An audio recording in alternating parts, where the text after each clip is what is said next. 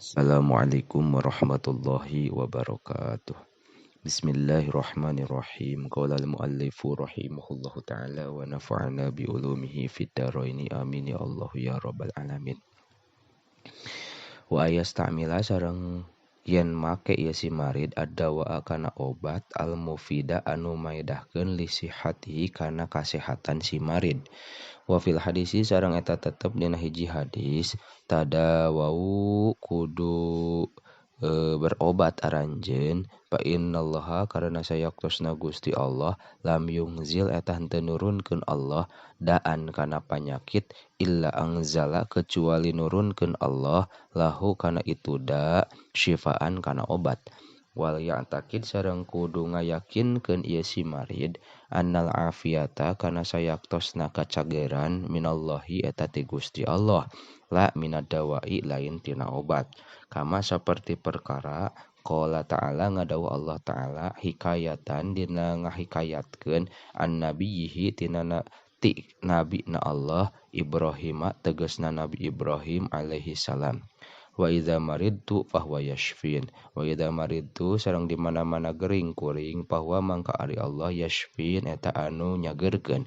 Wa ayahdaro sareng kudu ngajauhan ieu si marid goyatal hadri kalawan antekna ngajauhan mentar ki sholati tina ninggalkeun salat waqta maradihi dina waktu geringna si marid au takhiriha atawa ngakhirkeun salat an waqtiha tina waktuna salat. Wa alaihi sareng eta tetep ka si marid ayu sholia ari yen salat ieu si marid ala hasab istitaatihi netepan ngitung-ngitung kabisana ieu si marid.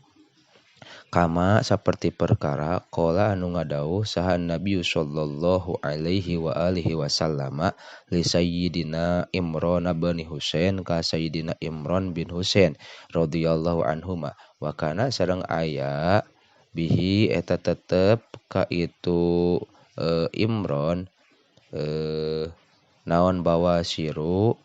penyakit ambeien soli kudu salat anjeun ko iman bari nanangtung pailam tastati mangka di mana-mana henteu bisa anjeun paqaidan mangka bari diuk pailam tastati mangka lamun teu bisa anjeun fa'ala janbin mangka bari nyangkere pailam tastati mangka lamun teu bisa anjeun pamustalkian mangka bari nangkarak la yukallifu henteu meredih saha Allah Gusti Allah nafsan kana awak-awakan illa wus'a kecuali kana kamampuan ieu si nafsu. Walil maridi sareng eta tetep pikeun jalma anu gering aya jemaah walil maridi sareng eta tetep meunang ka jalma anu gering aya jemaah ari ngajama ieu si marid baina zuhri antara zuhur wal asri sareng asar takdiman kalawan jama takdim au takhiron atawa jama takhir. Wa kaza sareng nya kitu deui saperti takhir bainal maghribi antara salat maghrib wal isya sareng isya. Idza wujida di mana-mana dipanggihan naon al maradu kanyeri atawa panyakit halatal ihrami eta nalika takbiratul ihram pihima dina itu dua salat wa inda salamihi sareng dina nalikana salamna si marid minal ula tina salat anu kahiji wa bainahuma sareng dina antara dua salat wa ilam yakdir sareng lamun henteu kawasa ieu si marid aya tawaddoa kana wudu ieu si marid pal yuwaddihu mangka kudu ngawuduan ka ieu marid saha ghairuhu liyana marid.